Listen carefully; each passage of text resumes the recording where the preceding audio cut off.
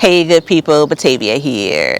Let's talk summer gardens. So I want to share my approach and what I believe leads to some of the success I experience in my summer garden, starting with hardening plants off to things that I direct sow versus things that I transplant, how I ease plants into their new home when I actually plant them out, and overall my strategy when it comes to this spring cooler nights as well as the hotter days and how I manage that. All right, let's dig in. Oh wait, housekeeping items. Quick thank yous to those who like, watch, comment, share, and subscribe to Be Better Garden. I appreciate y'all. If you haven't subscribed already, consider it. There's a button below. And then also, if you haven't checked us out already, my buddy Ben and I are on the Backyard Gardens podcast with new episodes every Thursday. You can hear us on Spotify, Apple Podcasts, anywhere you listen to podcasts. I'll also drop a couple of links below. Alrighty, so my first step kind of going from the grow area in my basement to outdoors starts with where we are right now. I'm hardening these plants off. This is the second to last bit of summer plants that I'll be hardening off. Actually, because of the timing that I started my tomatoes, which was later than I started my peppers, these are just coming out. If they were hardened off, they're absolutely of the size that could go into the garden, but we need a few more days in the elements. So right now I have the sun, it's just about 7:45. That's right on the back porch. So typically what I do is bring these plants out a little bit later in the morning, so this area would be completely shaded and sun doesn't come back around into this area until around 3 o'clock once the sun moves a bit. So I can sit these plants out in the morning, let's say around 9ish, and they can stay outside on the porch. And this is where I'm bending the rule completely. Typically the recommendation is bring these plants out for 15, 20, 30 minutes that first day, and then progressively increase the time, because for a lot of these you're just getting to the point of where there's a lot of wind, there is that direct and powerful impact of the sun, and they need time to actually acclimate to that. I've already had some of my spring plants, just a couple. I can see a little bit of burning, like sun scald from them. So that's exactly what could happen if you put these plants out too soon. Not the end of the world, they'll recover from it. Actually, going to move these down a bit.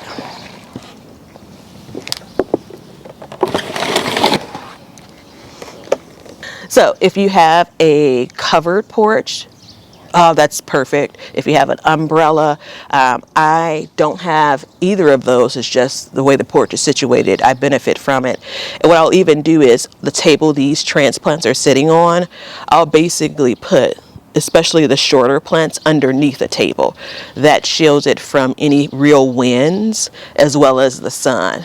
So you can see again, the sun is shining on some of these, and we'll move these about as we kind of get into the rest of the garden morning until the sun moves a little bit further into the sky.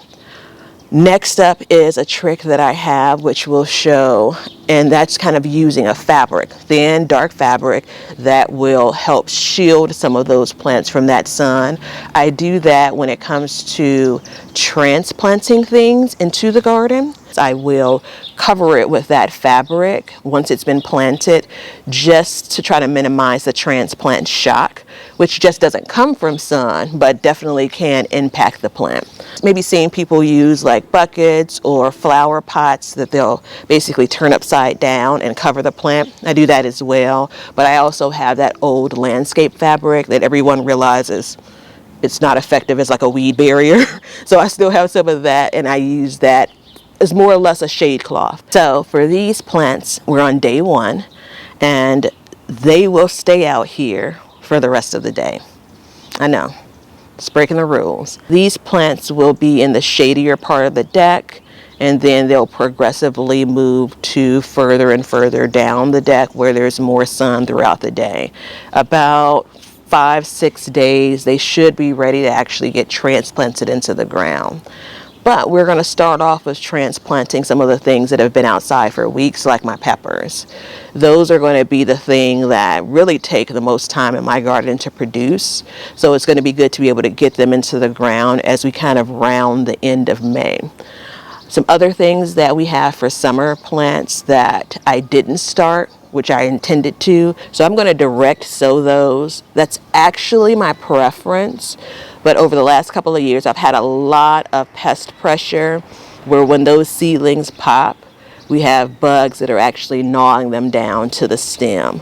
So it's been a bit of a challenge. My intention still is to get some started direct sowing them, but then also to seed some in some seed trays, but I think I'm going to leave them outside. So the hope is that if I have trouble with pest pressure for those things I direct seeded, I'll have a few backups that I can actually transplant in. I find that the bigger the transplant is, so the bigger the plant you're putting into the garden, the better chance you have at kind of fighting the pests that may try to attack whatever that new young seedling is. So that's hardening off, and to that end I'm going to move these plants around so we can talk kind of next steps. Okie doke, next up. Things have been hardened off, but you're not quite ready to plant them into the garden. That's the story with these plants. So I have a number of things that primarily are for summer planting that I've not been comfortable weather-wise with planting. So if I'm still looking at some chilly nights, it's fine that they're outside. I can make the decision to take them into the garage if I want to provide some protection, or I can take the chance and leave them out. But it's a little bit more difficult to provide some type of protection for the colder nights if they're all sprawled out within the garden. So I tend to let things stay in their seed cells a little bit longer when it comes to summer plants before I get them into the garden. Other cases, the garden space isn't ready. In any account, when things are sitting out, whether they're just starting to get hardened off or they're at this stage, you still have these plants in these small pots. This is the largest of the pots that I have outside. There's some things that are still growing in 6-packs. The biggest challenge there is actually to make sure that you stay on top of watering them. It's hotter than you really think that it is. They're going to dry out faster than you think. This is a good time to check on things when it comes to your daily garden walks, making sure you're keeping these things watered. For what's out here now, we're getting highs in like the 70s during the day. I'm watering probably every couple of days. So again, remember they're in these small little containers. We want to make sure we keep these plants vibrant and healthy. The best looking transplants going into the garden, generally speaking, are going to produce the best plants and the best food. Now, that doesn't mean that I haven't had some pepper plants, as an example, wither up sitting on the deck, and I've still watered them deeply, watched them bounce back, plant them, and they still produce a bounty. So don't give up on them if you see that they're looking pretty limp, but do your best to try to avoid that if you can. Let's move on to direct sowing versus transplanting. As a general rule of thumb here in Chicago, our seasons are too short to direct sow something like tomatoes or peppers. We don't have enough time from the point of seed to the plant growing and producing vegetables in our growing season when it comes to the weather being warm enough to do all of that. So that's why many of us start them from seed or pick up transplants from stores and then plant those into the garden. But there are a bunch of things for summer that you can absolutely start from seed most anywhere and it still produce a bounty. So for me, that includes cucumbers, melons, it includes okra, summer squash. If I'm lucky, I could actually start winter squash by direct sowing. Ideally, I'd actually start that maybe just a few weeks before I planted to give those plants a head start.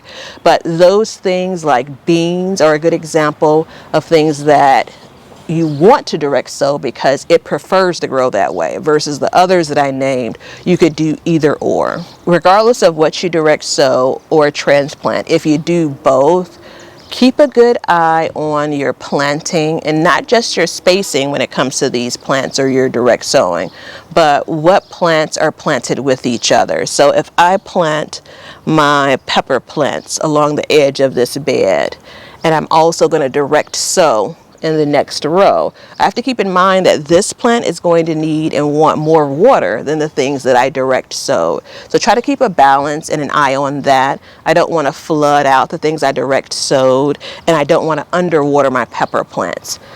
Can it all work together? Absolutely. Does it all work together in my garden most years? Absolutely. But it's just one of those things we want to stay conscious of as we're continuing to grow in our gardens. Okie doke. So I'm going to get my sun hat on and get a little bit of work done in the garden. I appreciate y'all spending some time with me. As always, if you have any questions or comments, feel free to drop them below. And I look forward to seeing y'all on the next one. Tomatoes, Hortaluca flowers, snapdragons, marigolds, zinnias, they're barely holding on.